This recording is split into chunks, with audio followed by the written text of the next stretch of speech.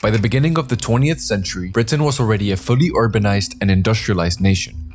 London was the largest city in Europe, and from London, the largest empire the world had ever seen was managed. This empire was held together by the Royal Navy, which not only ensured the safety of the British Isles, but most importantly protected the trade routes from India, America, Australia, the Middle East, and Africa. It is important to mention that these colonies were crucial for Britain, as they imported essential food and goods to the cities. 100 years earlier, Britain's victory in the Napoleonic Wars led Britain to adopt a policy of splendid isolation.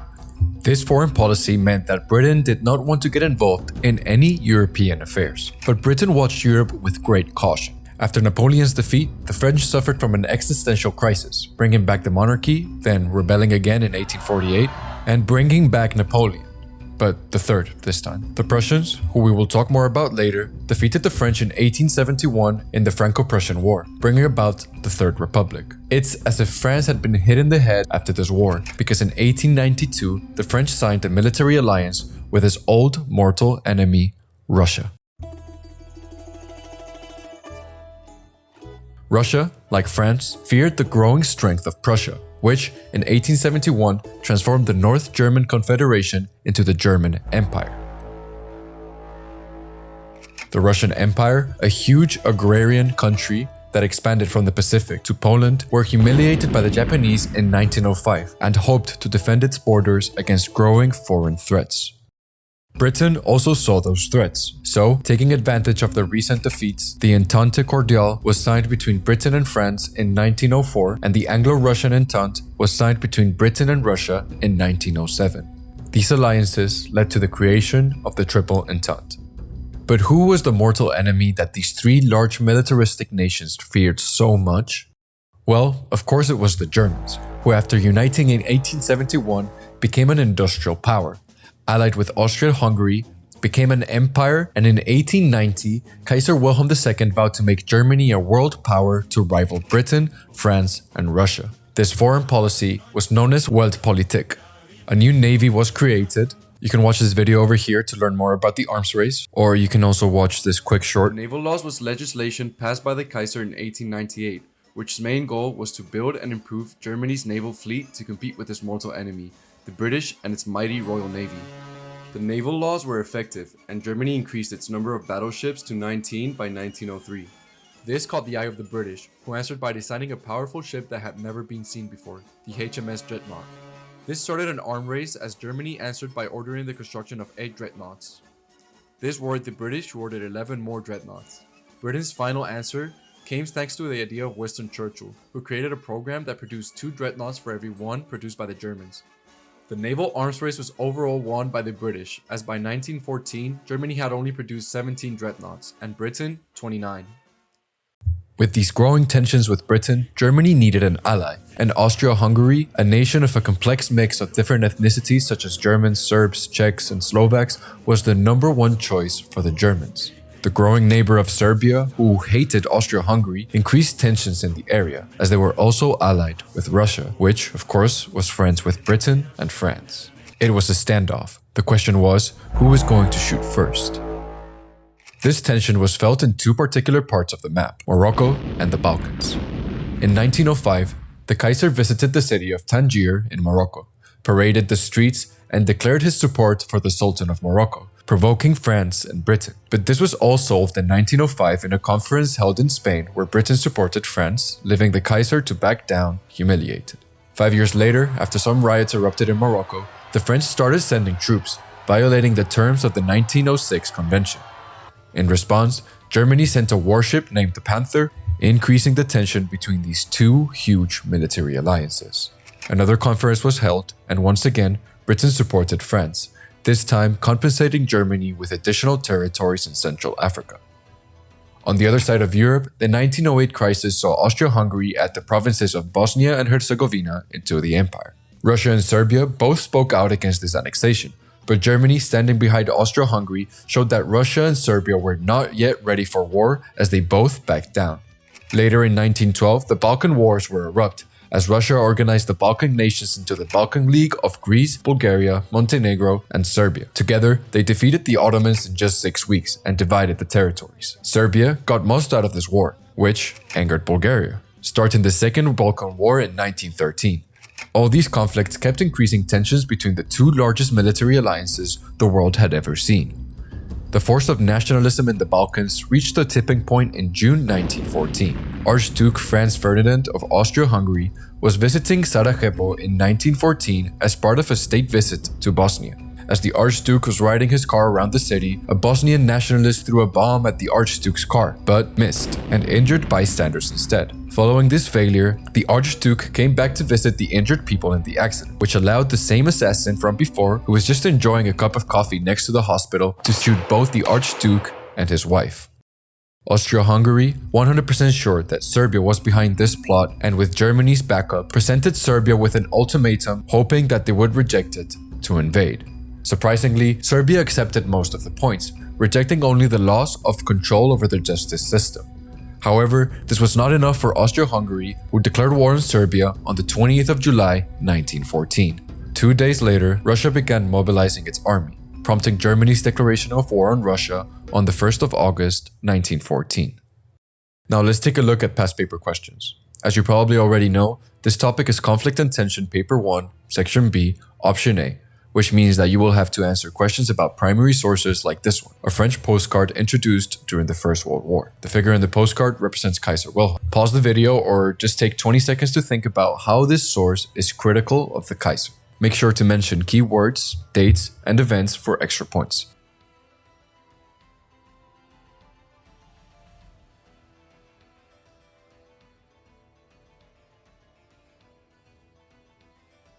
If you thought or wrote down something suggesting that this source is anti-German propaganda aiming to depict the Kaiser as greedy, you're on the right track. If you also mentioned that in this source the Kaiser is attempting to assert global dominance, reflecting his foreign policy of Weltpolitik, nationalism, colonialism, and the aspiration for world control, you're gonna ace this exam. Also, if you mentioned that the second part of this cartoon illustrates the unrealistic nature of this dream, from the French perspective of course, you can move on to part 2 of this playlist.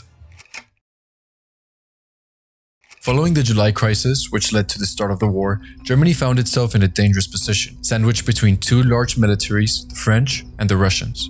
But Germany had a plan.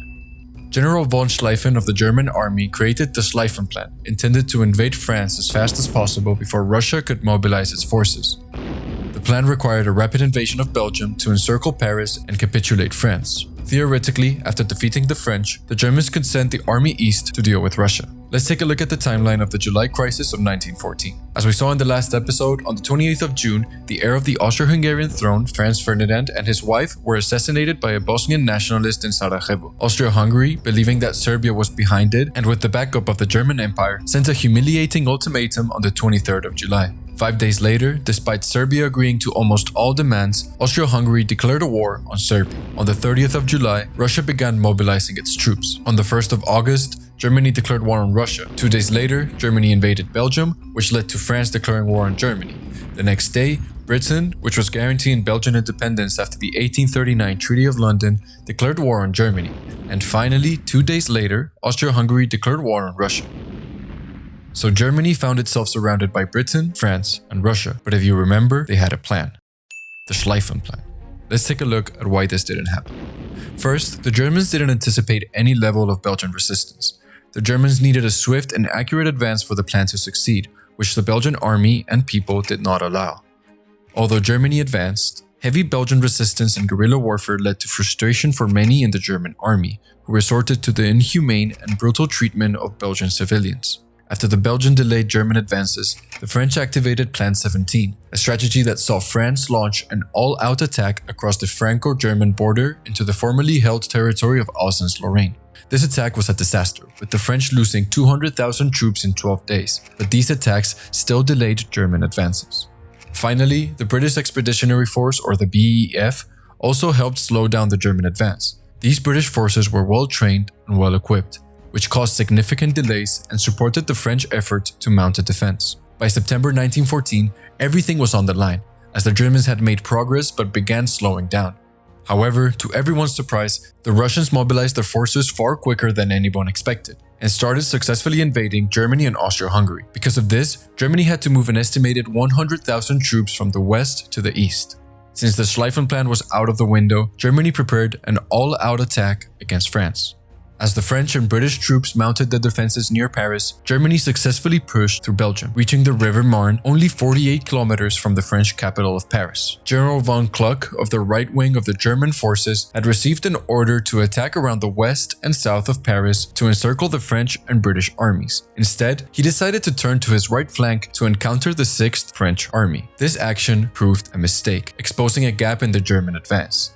The French and British Expeditionary Force exploited this error, forcing the German line to fall back, where German soldiers successfully dug in, ready to defend themselves. This led to a stable western front filled with tunnels, barbed wire, and trenches from the English Channel to the Suez Alps. By 1915, these complex tunnel systems led to trench warfare. The German, French, and British armies had perfected the defensive positions by digging deep trenches with dugouts.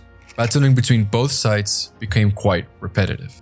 Armies were heavily fortified with barbed wire lines, long-range artillery, and machine guns, separated by no man's land. After hours, days, or even weeks of artillery bombardment, soldiers would leave their positions to attempt to take control of enemy trenches. If this wasn't hard and horrifying enough, the Germans introduced the use of poison gas in 1915, while tanks were first used by the British in 1916. Aeroplanes also played a role in this type of warfare, but we will discuss these type of developments in the next episode. As you can imagine, living and fighting in these trenches was a horrible experience. Although soldiers attempted to lighten up the mood by making friends, playing football, and other mid-war activities, after watching fellow soldiers and friends die and being in constant danger and fear, multiple soldiers suffered from horrific experiences, as many were left shell-shocked and suffered from PTSD after returning home. This type of warfare was not by choice. Both sides preferred a faster and more mobile war, but both giant armies were already stationed. Soldiers, barraged by constant artillery and machine gun fire, found it impossible to break each other's defenses, leading to heavy death tolls for both sides on the Western Front. This type of battle led to a war of attrition, which is a war where both sides try to wear each other out until they win. It was clear that this type of trench warfare and the war of attrition would benefit no one, especially the soldiers suffering from the nightmarish conditions of the trenches. The British were aware of that and looked outside of Europe for answers. In November 1914, the Ottoman Empire declared war against the powers of the Triple Entente, joining the Central Powers, opening a new front for the Russians in the now World War. Around the same time, Winston Churchill proposed an attack outside of the Western Front. The plan was to attack this area in Turkey known as the Dardanelles, capture Constantinople, and remove the Ottoman Empire, relieving a Russian front and significantly weakening the Central Powers. This campaign, however, couldn't have gone any worse. Like the Germans in the Schlieffen Plan, the British needed a swift naval invasion to defeat and collapse the Ottoman opposition. However, major logistical issues and a lack of planning turned the campaign from hope to disaster. The soldiers landing in Gallipoli belonged to the 29th British Division and the Australian and New Zealand Army Corps, or ANZAC for short. Mirroring the Western Front, trench warfare quickly took hold at Gallipoli. The hot summer shores saw countless rotting bodies, and with them agonizing smells, diseases, and millions of flies. Hundreds of thousands of soldiers died on both sides, and ultimately, the British failed to conquer the Turkish peninsula. The campaign officially ended in January 1916 after the British forces evacuated. After this failure, both sides attempted to finish the war on the Western Front with large, bloody, and critical battles. By the start of 1916, Germany had been successful in most of its battles, but victory was nowhere closer than 2 years before. With growing tensions and expectations back home, Germany needed a new strategy. Germany believed that if France would be struck with a shattering blow, they would eventually ask Britain and Germany for peace. In the Battle of Verdun, Germany used attrition tactics to capture the strategically insignificant but historically important fortress of Verdun in February 1916. Therefore, the French forces did not give up this fort easily. After a bloody battle of attrition, both sides savagely attacked each other with no remorse, making heavy use of artillery, poison gas, and flamethrowers. The Battle of Verdun was a great victory for the French, but destroyed a huge chunk of their army. It was the first undeniable setback for the Germans, which further intensified tensions with the starving civilian population. At the same time, in 1916, Britain planned an assault to help pull German soldiers away from attacking the French at Verdun. The Battle of the Somme, which started in July 1916, saw the British learning from the failed Gallipoli landing, this time with meticulous preparation for the battle. During a whole week before the attack, the British fired around 1.5 million shells of artillery. However, many of these shells were duds, and the well-dug German soldiers avoided much of the colossal bombardment. When the British soldiers came out of the trenches to attack, they were unexpectedly faced with heavy fire. 20,000 British soldiers died on the first day of this battle, which became the deadliest day in the history of the British Army. This battle saw the Allies lose around 600,000 men, with the Germans experiencing similar losses, all for an advancement of 16 kilometers of land.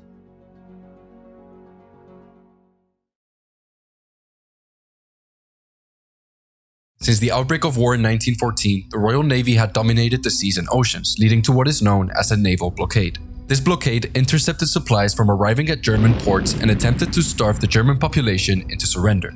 Although the German fleet was still in no position to challenge the British Grand Fleet, the British were concerned about the lethal power of German submarines or U-boats and new technologies such as mines and torpedoes. This concern was justified when, in September 1914, a German submarine sank 3 British cruisers in the English Channel, resulting in 1,500 deaths. Also in May 1915, a German U-boat sank a luxury liner off the coast of Ireland, killing 1,000 passengers, 128 of them American citizens, leading to widespread anger not only in Britain, but now also in America. Following this attack, both fleets remained inactive, as Britain responded to German U-boat attacks by organizing supply ships into effective convoys protected by the Royal Navy. By 1916, Germany, impatient and starving after 2 years of stagnation on the Western Front and the British blockade, decided to make a move. In May 1916, the German and British fleets clashed off the Danish coast in what the British dubbed as the Battle of Jutland. The results were inconclusive. You could say that the Germans won this battle as they lost fewer men and sunk more ships, but after the Battle of Jutland, the German high seas fleet stayed in harbor until the end of the war. By early 1917, Germany decided to resume unrestricted submarine warfare as a last resort. Some in the German government believed that this type of warfare would bring the United States into the war, guaranteeing Germany's defeat. Yet, the other option was peace, which seemed increasingly unlikely given that the Allies were demanding terms Germany could not accept. After the return of unrestricted submarine warfare, Wilson immediately broke off relations with Germany. He did not yet declare war, but armed neutrality, which meant that the United States would arm and protect its shipping. However, the German government assumed that war was now inevitable, and therefore on January 16, 1917, German Foreign Minister Arthur Zimmermann sent a telegram to Mexico suggesting an alliance against the United States with promises of financial aid and support for Mexico to reclaim their lost territories of Texas, New Mexico, and Arizona. The British captured and decoded this message, and on April 5, 1917, the United States declared war on Germany.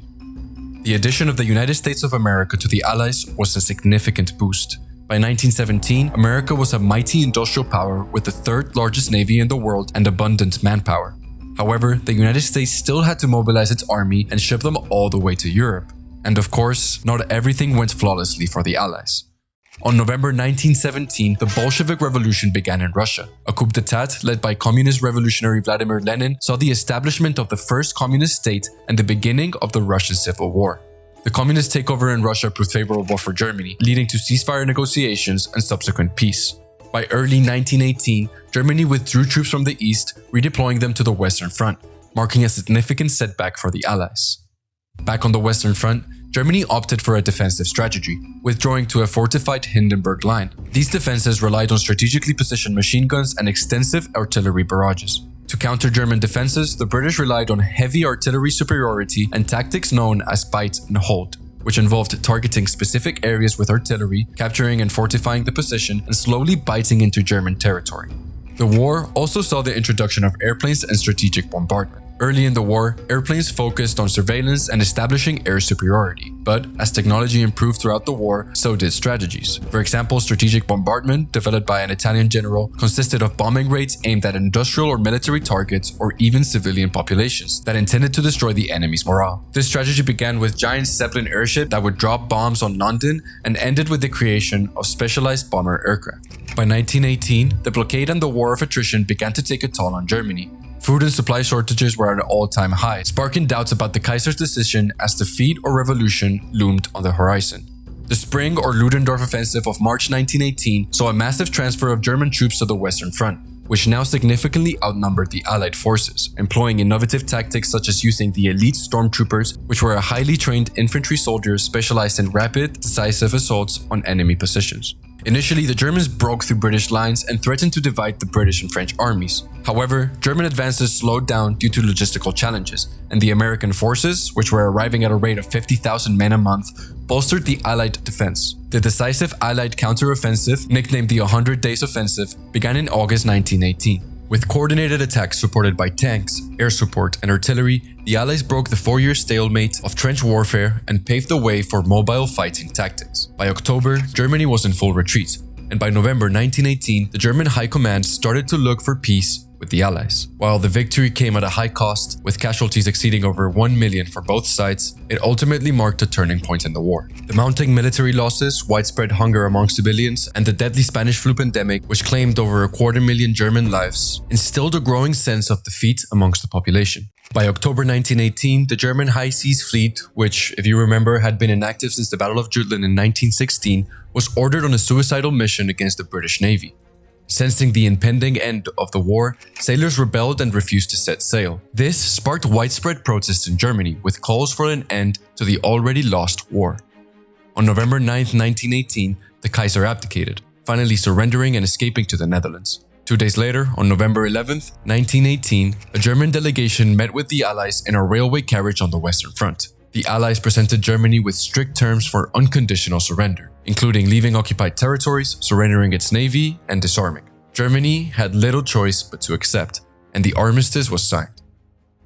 The First World War was a devastating war for humanity, leaving millions dead and wounded and a generation scarred. The harsh terms imposed on Germany by the Treaty of Versailles in 1919 severely punished the Central Powers, and many historians agree that it undoubtedly contributed to the outbreak of the Second World War 20 years later. For the final segment of this video, I'm going to show you some past paper questions followed by the official AQA mark scheme. Please feel free to use them however you want. I'm sorry I took so long to get this video out. I've been having my own exams. That's over now. So I'll try and get the Elizabeth video out as soon as possible. Thank you for watching.